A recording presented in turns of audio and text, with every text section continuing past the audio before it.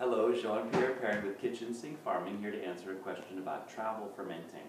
Somebody asked me about making kombucha on the road, and I suggested that instead of doing kombucha, they do fermented probiotic water. There are a lot of benefits to doing this. One is that you're using the local microbial community that's in the place where you're traveling, so it's always changing, boosting immune system and really connecting you to the microflora of the place, giving you a little culture when you travel. Number two, it's really, really easy to do, and you can start from scratch every time. You only need a couple of supplies. The supplies that you need are some kind of vessel. An Nalgene container is really great. It has a screw-on lid. You can take your fermentation with you when you go. You need some sort of container to sprout in. This is a produce bag, and this is my favorite. It costs about $1. You can also get a sprouting bag, which has a much finer mesh. These are about $20. And you also need the thing that you're going to ferment. This is quinoa. You can use any sprouting seed that's available to you locally. You can use wheat, rye, lentil, peanuts, peas, anything that you can find. Try to find something without a shell so that it doesn't float too much, because if it floats, as we'll touch on in a minute, it can create mold, or it can attract mold. So, also, this is something that's really nice to have. This is a bucket that folds up into this little container. This is by Sea to Summit, and it's 10 liters. Really nice for transporting water and also germinating seeds.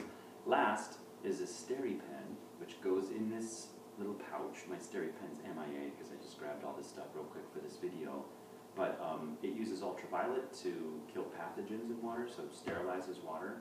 It's free to use, so it's a really good idea, especially when you're traveling in certain places like Southeast Asia, to make sure that your water's super clean, because it can just get worse with the fermentation. So, let's do it. So the first step is we need to sprout our seed. The way we do that is by taking some of the seed, putting it into the sprouting bag or pantyhose or whatever you're using, and then soak it in a little bit of water.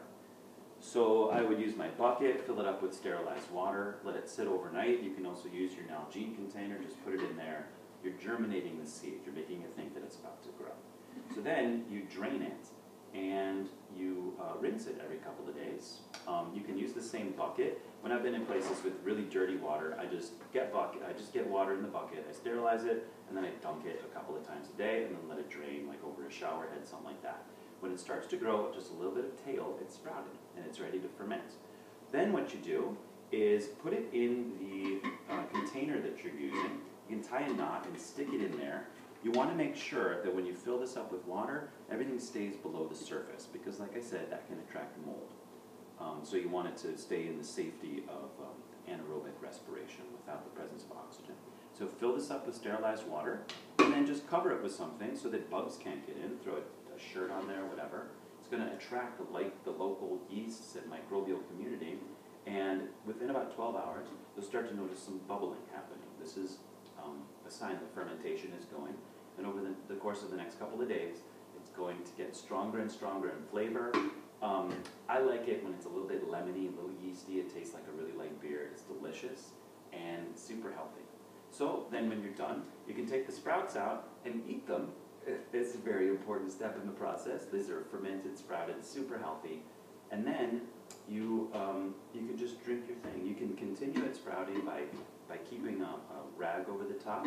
But if you're going to hop on a train or a plane or something, just put the lid on and let it do its thing. And make sure that you drink a little bit every day. Okay? So thanks so much for